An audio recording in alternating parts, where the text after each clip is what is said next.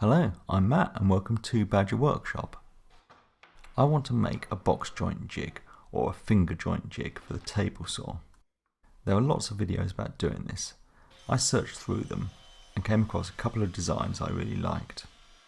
The first is going to be a sled with 4 sides. I break down a bit of 18mm ply to use as the base and then cut some strips that will become the sides. I need some runners that can run in these mitre slots, and I've got this bit of oak that's a bit too big, so I can rip that down. I set the fence up on the saw so I can make thin rips while leaving the crown guard in place. Then I can get the oak ripped down. I pass it through about halfway, pull the bit of wood out, flip it round and then put it back through. I got this tip from Mr. Jimmy DeResta and I find it the safest way to do thin rips. It now fits nicely in the slot, but it's too tall, so I rip it down again until I've got the right height.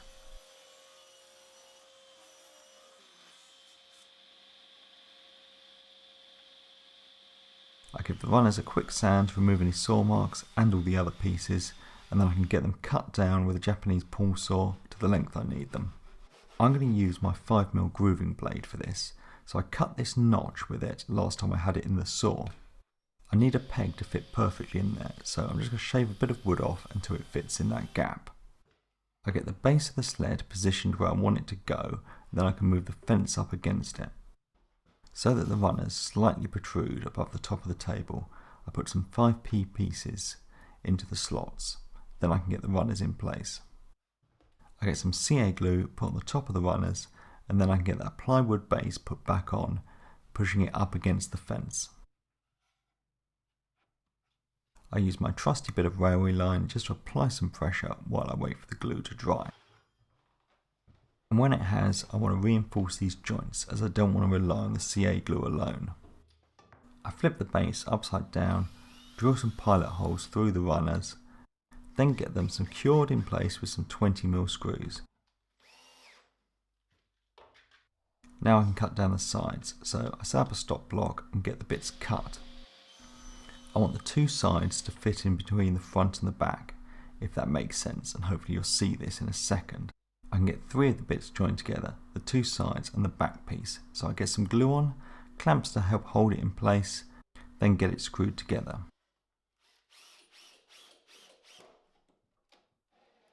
Now I can get the base of the sled attached to these bits, so I get some glue applied, the base put on, and then I can drive some screws down into the sides.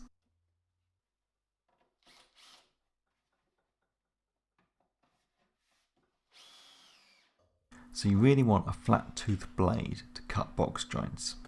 So I'm swapping out to a 5mm grooving blade. There's a link to it down below on my Amazon page.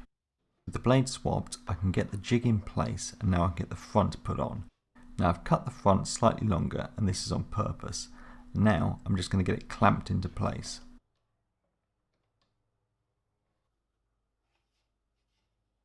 With it secured, I can turn the saw on and raise the blade up through the jig.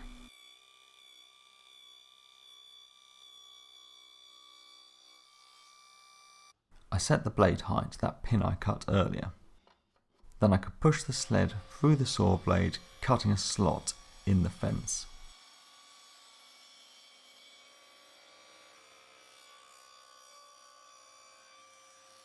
With the slot cut, I can get it unclamped and get that pin I cut earlier glued into place.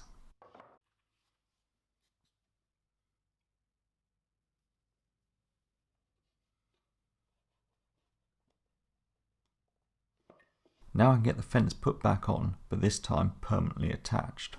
So I get some glue applied and get it positioned. So the blade has a 5mm curve, that pin is 5mm, and now that pin needs to be 5mm away from the blade. With it positioned, I get it screwed into place. Now I can make a test cut, so I get a board and push it up against the pin and make the first cut. The slot I've cut can be pushed over the pin and make another cut, and then I keep repeating this process until I reach the end of the board. Then I can flip the board around, putting the first cut I made over the pin, I get the mating piece I want to cut and push it up against this first piece. Then I can push it all back through the saw and make another cut. Then I can lose the first piece and just keep working my way along until I've got all the fingers cut in the second piece. So if I've done everything correctly, these two pieces should just push together. And by the fact that I'm using a mallet, I clearly haven't. It's a nice looking joint, but I think that pin I cut was just a little too thick, so I'll give that a sand down. But before I do that, I wanted to try making another jig. So that first one was by a channel called Bourbon Moth. I'll put a link down below, and this one is by Make Something. Again, I'll link the video below. So for this jig, instead of making a sled, it just utilises the mitre gauge. Get a scrap of ply secured to it, then I can get the blade set to the height of the pin. I had some material left over, but this time I sanded it a bit more. Then I can get another bit of ply on and cut a slot. Now it's really just the same procedure as before. I get some glue in that slot, get the newly sanded down pin installed. Then it can be back onto the saw and positioned 5mm away from the blade. I can get the two bits of ply secured together with a clamp and then permanently attached with a few screws. And that's it all done. So incredibly simple compared to the first one, which was pretty simple to start with. Now to make a few test cuts, and let's hope I set it up a bit better than I did the first time.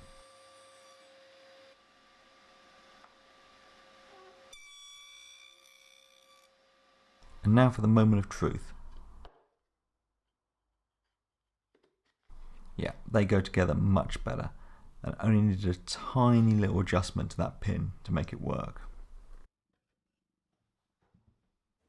Right, so now it's a week after I made these, and I've been using them all week because I built them because I had a project where I needed to cut a lot of these joints.